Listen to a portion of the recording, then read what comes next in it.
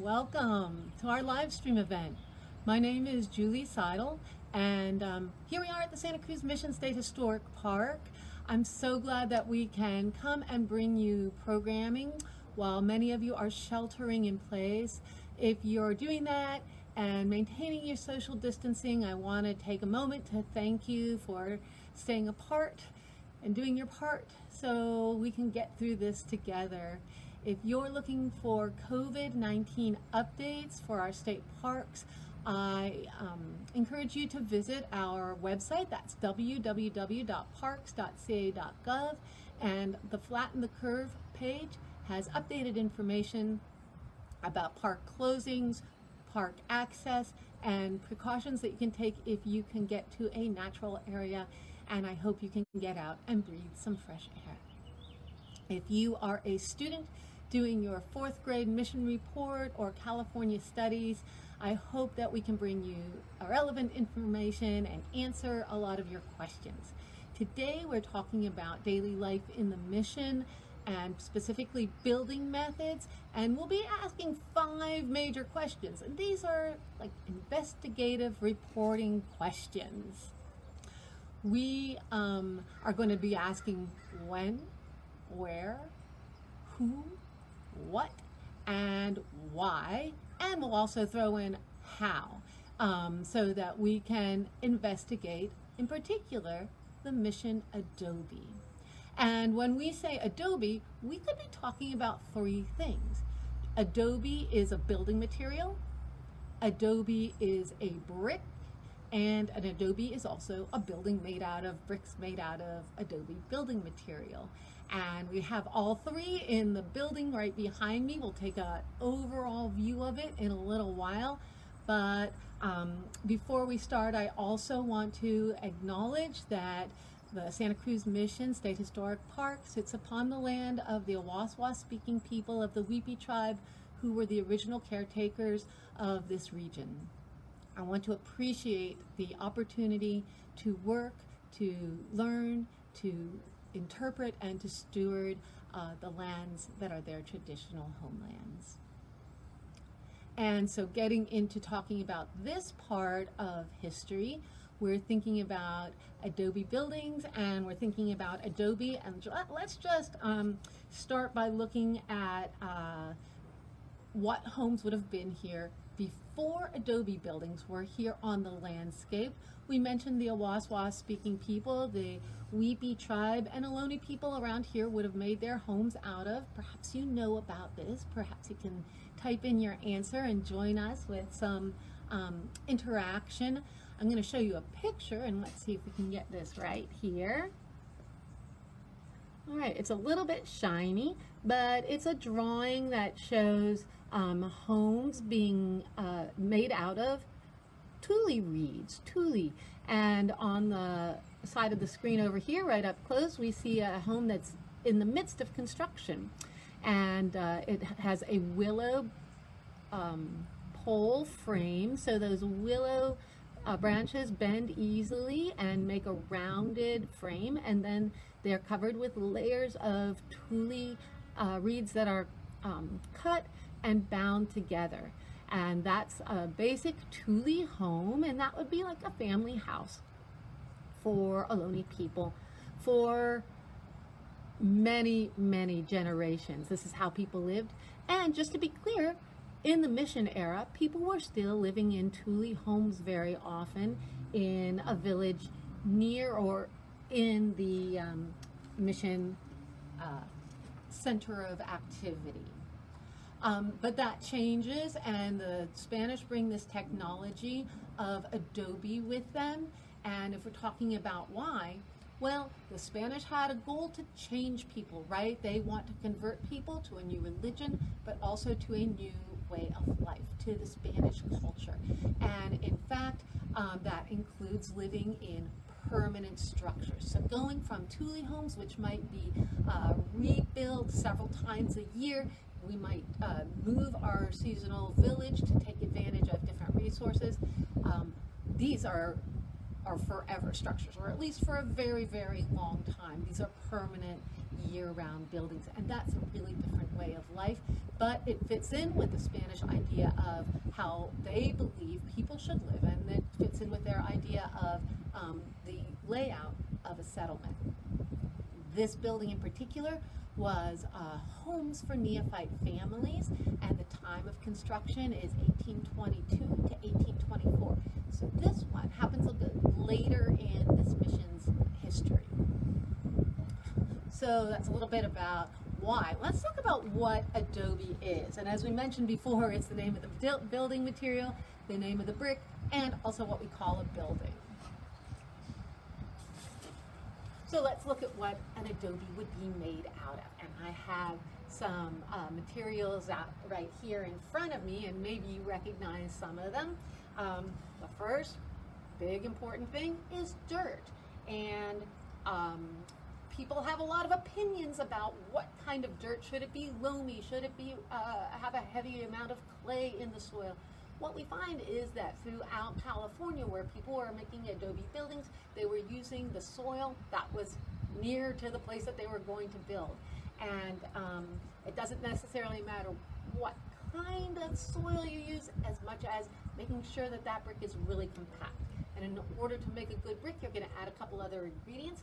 You might make sure there's some sand in there, built into it, and straw would be cut up and put in there, added to the mixture to make sure that it's got more strength and will respond to changes in temperature and the drying process and things like that. Sometimes we find bones and other material in adobe bricks, but they're all held together then with some water in there, with water. And when it comes, that mixture will be moistened to the degree that it's kind of like cement.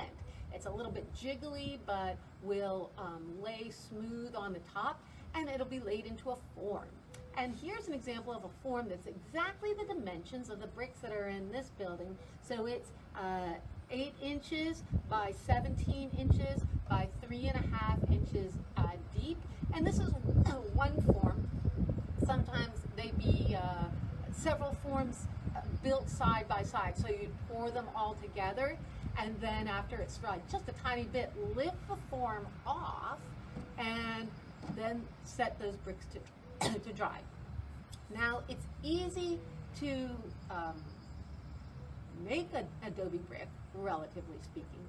It's pretty difficult to dry it properly, because if it dries all on one side, the top beating, with sun beating down on it, then it's going to get brittle and crack on the top, or warp and not dry evenly. You want it to dry evenly, and that means turning it on different sides for periods of time. You really have to nurture these bricks along. You might have to cover them sometimes if the sun is too intense, and sometimes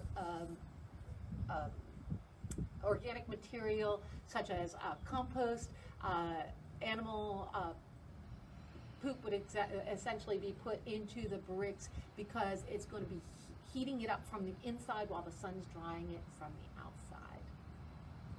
So it might take weeks or even months for adobe bricks to dry, and the result is a material that looks kind of like this. Maybe I can bring it close so that you can see some adobe. The color is going to depend on the soil in the area, and maybe you can see some little bits of shell or sand or straw that would be incorporated into the building material there. And this is pretty heavy, and it's dry. It'll last a long time, unless what happens to it. If you're building out of adobe bricks made out of soil, out of dirt, what is the worst enemy, the worst thing that can happen to your adobe building? Any guesses out there? Earthquakes are common throughout the mission chain. They're not great for adobes. Fires happen sometimes by accident, sometimes they were set purposely, but fires don't do a lot of damage to adobe bricks. The worst enemy is going to be water, rain. And so You see that this doesn't look like adobe brick here on the exterior wall, on the outside wall. It's been covered with plaster, and that's one way to keep rain off of it, keep the water element away, and keep these bricks safe. But what's the other main thing that's going to keep these bricks safe? Let's take a look.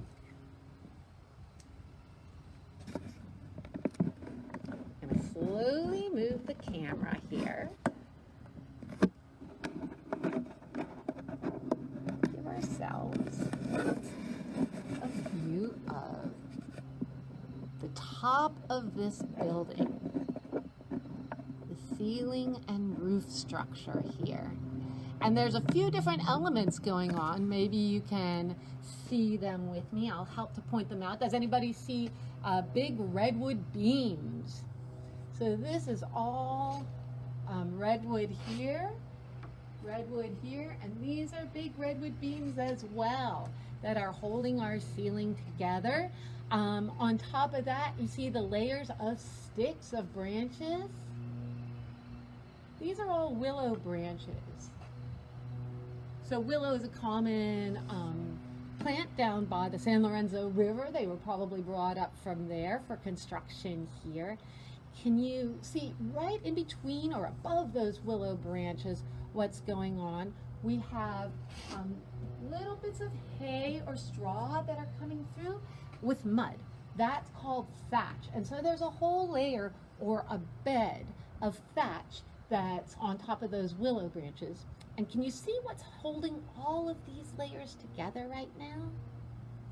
Perhaps you can see it in the screen, but I'm looking at these straps. They're tying each willow branch in and holding them alongside each other. They're attaching them to the redwood beams, and that is rawhide.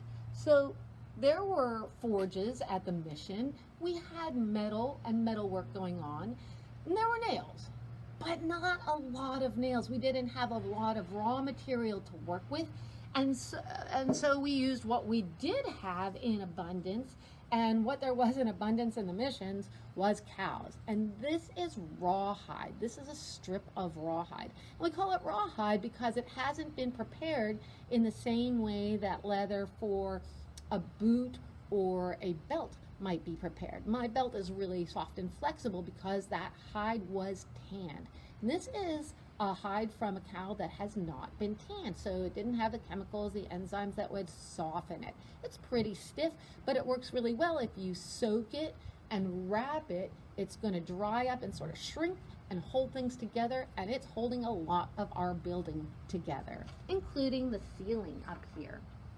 And why do we have all of these functions? Why do we have all of these pieces built into the roof?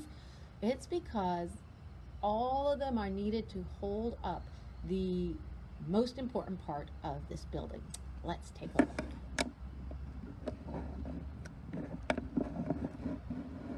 Make a little bit of adjustment here. I'm going to walk out here.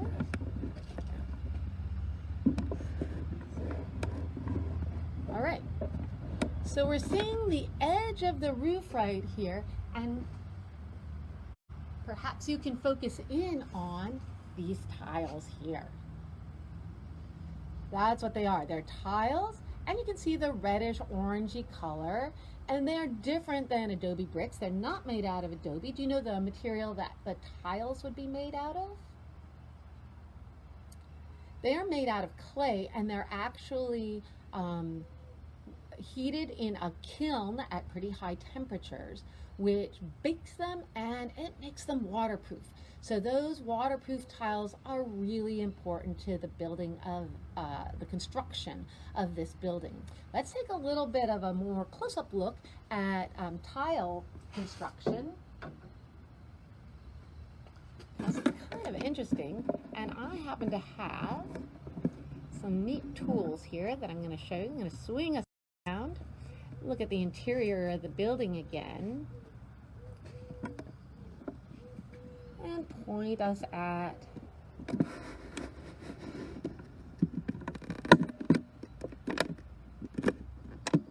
some of these cool tools over here.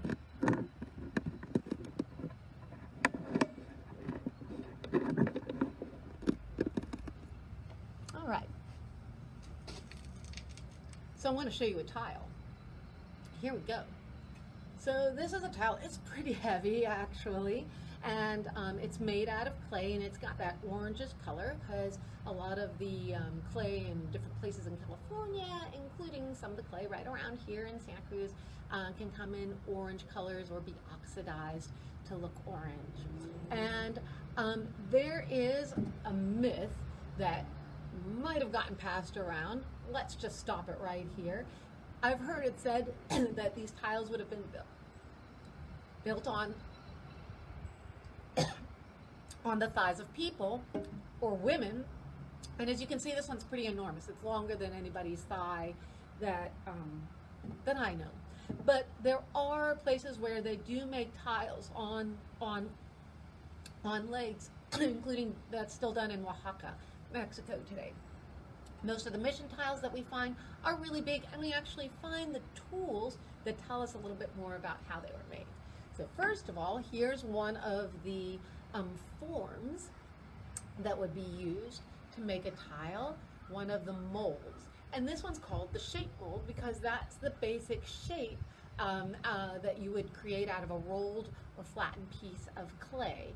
And geometry question, what's a shape like this called? It's wider on the bottom, it's four-sided, wider on the bottom, narrower on the top. The sides both go in a little bit. So this trapezoid shape is going to get us the tiles that we need. And that's going to be a flat piece, but of course the tiles need to be curved, right? And that's where this mold comes in. And this is a drape mold because we're going to drape the wet clay, the moist clay, over it to give it that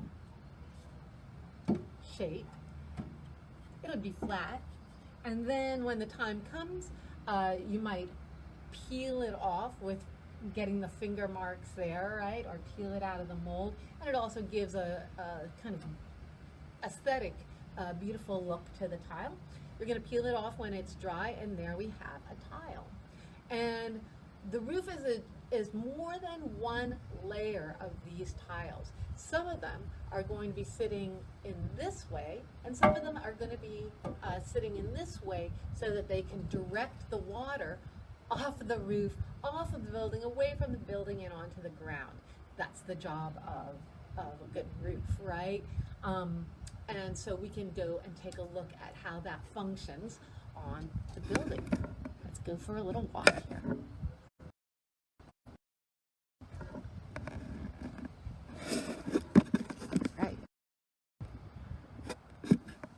Grounds, and let me see if I can flip our picture around, or not. All right, so here is our building with the tiles on top, and let's see, can you see the edges of the tiles? There we go.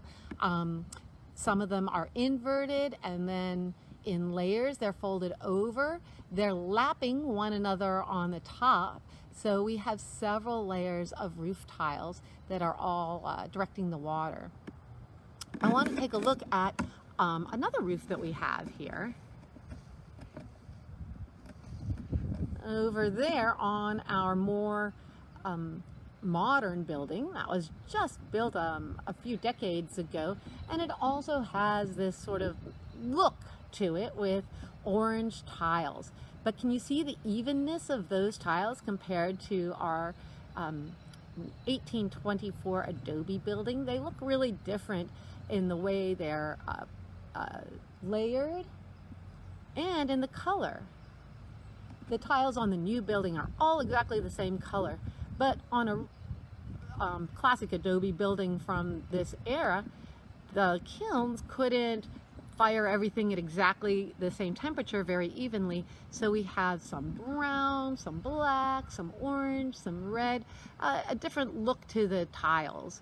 And that mottled look was actually really hard to achieve when we reconstructed this roof, because this roof was built by the state parks in the 1980s to reconstruct what the mission roof looked like originally. So we've talked about, anyways, those tiles are very heavy, and all those layers have to be there to support those heavy tiles and all those layers to keep the building safe.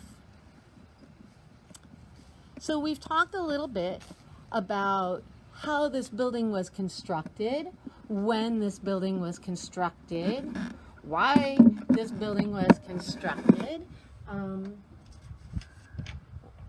Let's talk about who.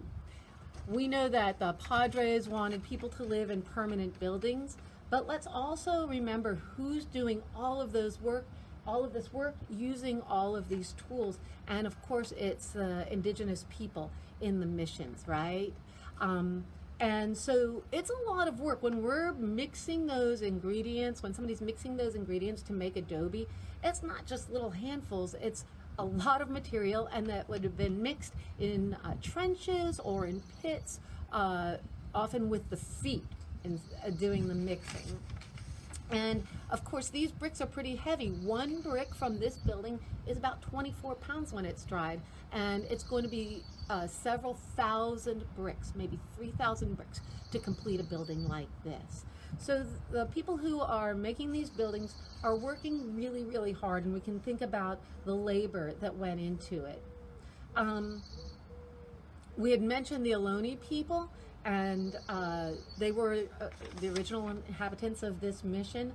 But by the time this building was built in the 1820s, the population had changed a bit. There weren't very many Ohlone people here. That was partly due to fugitivism, people escaping, and it was partly due to waves of disease like measles that had gone through, and it was devastating for the population here.